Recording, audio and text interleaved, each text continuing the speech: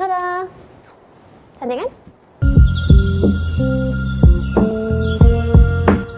Okay, so tadi tutorial normal square scarf. Okay, so sekarang ni Alia pakai instant square pula yang ada awning dia dah siap. Okay, so ni adalah Maryam collection.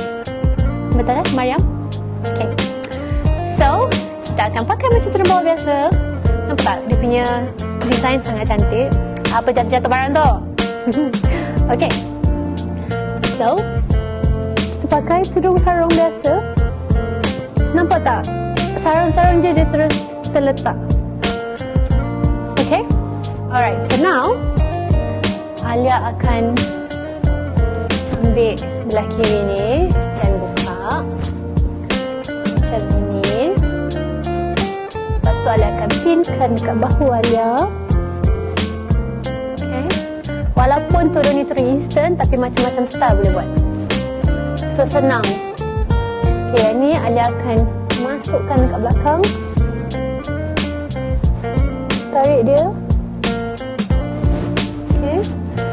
Dan masukkan balik dekat bawah ni. Okay. Tada. Tapi yang ni boleh biar je. Ataupun boleh naikkan ke atas juga. Kita pulang. Kedua-dua pun nampak cantik.